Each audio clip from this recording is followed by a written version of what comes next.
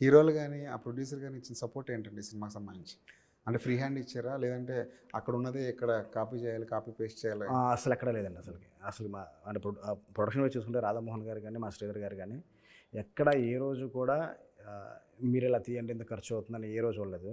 ఎక్కడండాక 5,000, 10,000, 50,000 below ఏమైనా వేస్టేజ్‌లు ఉంటే ఇవి చూసారు తప్ప, లాక్స్‌లో ఎక్కడన్నా అసలు ఏంటి ఎక్కడా చూడదనమాట అసలకి. ప్రాపర్‌గా అంటే ఈ సినిమా విషయంలో బడ్జెట్ విషయంలో ముందు బడ్జెట్ వేసుకుంది కాదండి. సినిమా రీమేక్ తీసుకొచ్చారు కాబట్టి నేను ఏం చేంజెస్‌తో చేంజెస్ చెప్పాను కాబట్టి, వాళ్ళకి ఒక ఐడియా ఉంది. ఈ సినిమా ఎంతవరకు తీయగలం అన్నది. ఎన్ని వర్కింగ్ డేస్‌లో తీయగలం, ఎంతలో తీయగలం అని ఒక ఐడియా ఉంది.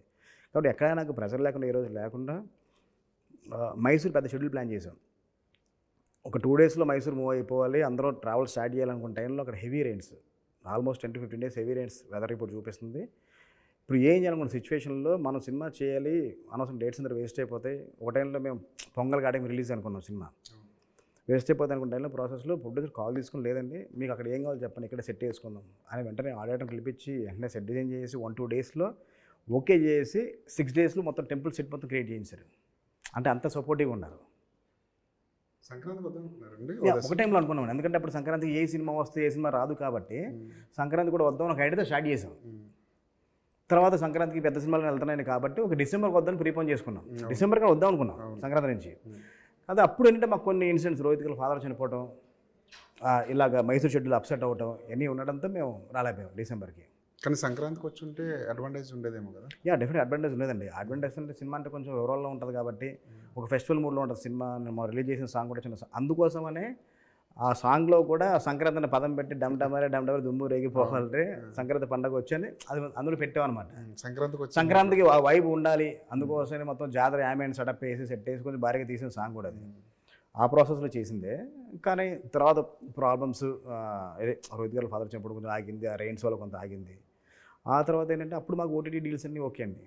అక్కడి నుంచి రిలీజ్ డేట్ వాళ్ళకి ఓకే కాదు ఓకే. ఆ తర్వాత డీల్స్ అన్నీ మారిపోవడంతో అన్నీ ఓవర్కమ్ చేసుకొని ఫైనల్ డేట్ ఫిక్స్ చేసుకున్నాం. తర్వాత హీరోల విషయంలోకి వచ్చేసరికి ముగ్గురు కూడా చాలా సపోర్టివ్ అండి. సాయి గారు, రోహిత్ గారు, మనోజ్ గారు. సాయి గారితో ఇంతకుముందు ఒక 1-2 టైమ్స్ మీట్ అయి ఉన్నా కొంచెం లైట్గా పరిచయం అంతే అక్కడ. సురేష్ గారితో బాగా ర్యాపో. సురేష్ గారు నాకు నాంది ముందు నుంచి కూడా సినిమా చేయమని అడుగుతున్నారు. నేను హరీష్ గారి కొరియేటర్కి పనిచేసినప్పటి నుంచి కూడా లేదు విజయ్ నువ్వు సినిమా చేస్తే బాగుంటుంది సినిమా చేసి అప్పుడు అడుగుతుండేవాళ్ళు. మంచి కథ రాసినప్పుడు వస్తాను సార్, తనకి మంచి కథ వచ్చినప్పుడు వస్తాను అని ఇలా మాడుతుండేవాళ్ళు. అలాగా ఒక మంచి ర్యాప్ ఉంది. మనోజ్ గారితో ముందు నుంచి నేను అసిస్టెంట్‌గా పనిచేసినప్పటి నుంచి మేము కలిసి అక్కడ పని చేయలే కానీ ఒక ర్యాప్ ఉంది. అక్కడ థింగ్స్ పార్ట్ అని వాళ్ళకి ఒక ఎడిటింగ్ సూట్ ఉండేది. అక్కడ మా సినిమాలో ఎడిటింగ్ చేస్తుండేవాళ్ళం. అలా క్రికెట్ ఆడుతుండేవాళ్ళం. సాయిధరం తేజ్ గారు, మనోజ్ గారు. మీరు కూడా ఆడతారా క్రికెట్? అప్పుడండి ఆ టైంలో మేము బౌలింగ్ వేయటమే అప్పుడు హీరోలు కాదు సార్. మేము బౌలింగ్ వేస్తున్న వాళ్ళు బ్యాటింగ్ చేస్తుండే వాళ్ళు అంతే. వాళ్ళు ఫీల్డింగ్ అంతే మనకు వచ్చేది కాదు. బ్యాట్ మాత్రం మీ చేతికి వచ్చేది కాదు అప్పుడు మనకు కొత్త కదా వాళ్ళకి. అలా ఒక పరిచయం ఉంది. అందువల్ల అసలు ఎక్కడ నాకు ఎవరు ఇబ్బంది పెట్టలేదు. ఎందుకంటే ఇబ్బంది పెట్టకపోవడంతో పాటు వాళ్ళు ముగ్గురు బాగా క్లోజ్ అండి. మనోజ్ గారు, సాయి గారు బాగా క్లోజు. మనోజ్ గారు, రోహిత్ గారు బాగా క్లోజు. బాబాయ్ అనుకుని చాలా క్లోజు. మనోజ్ గారు, సాయి గారు తమ్ముడు అని అనుకున్న రిలేషను. రోహిత్ గారికి, సాయి గారికి మంచి రిలేషన్ ఉంది. వాళ్ళు ముగ్గురు ఫ్రెండ్స్ అవడంతో నాకు ఎక్కడ ఏ రోజు కూడా ఏ ఇబ్బంది లేకుండా షూటింగ్ జరిగింది సార్. సెట్లు కూడా చాలా సరదాగా ఉండేదేమో కదా? చాలా సరదాగా అండి అసలుకి. నేను తడుగులేకపోయి ఉన్నా అసలుకి. నేను సీరియస్ మూడ్లో సీన్ అయిపోవాలని మూడ్లో ఉంటా ఉంటే ఆయన వచ్చి కామెడీ చేస్తారు.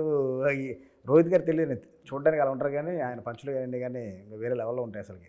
చాలా అంటే పక్కడు కూడా తెలియకుండా పని చేస్తారు అలా ఉంటుంది. ఈ ముగ్గురులో గుడ్ బాయ్ అంటే ఎవరు చెప్తారండి? ముగ్గురు గుడ్ బాయ్స్ అండి. ముగ్గురులో రోహిత్ గారు వెరీ గుడ్ బాయ్ అండి. ఇంకా సాయి గారు షూటింగ్ షూటింగ్ తప్ప ఇంక వైరే కూడా ఉండవు అసలుకి. ఇంకంటే మా మనోజ్ గారు అంటే కొంచెం ఆ చిలిపితనం ఆ కుర్రతనం ఇంకా పోలేదు. ఆ లొకేషన్లో కామెడీ చేసుకుంటూ అలాగే రన్ చేస్తారు. ముగ్గురులో అంటే ఎవరికి తక్కువ అని తీయలే ఉండాలి. ఎందుకంటే నాకు ఎవరైనా ఇబ్బంది పెట్టుంటే కనుక చెప్పేసి ఉండేవాడిని. ఎవరు ఇబ్బంది పెట్టకుండా ముగ్గురు గుడ్ బాయ్సే నా వరకు, నా సినిమా వరకు. బయట ఎలా ఉందో నాకే తెలియదు కానీ. అయినా మే 30 కూడా మంచి డేటే. ఐపీఎల్ అయిపోతుంది ఆల్మోస్ట్. అయిపోతుంది. సమ్మర్ కూడా కొంచెం కూల్ అవ్వబోతుంది. వాతావరణం కూడా ప్రశాంతంగా ఉంది. మే 30 కూడా మంచి డేటే. మంచి డేటే.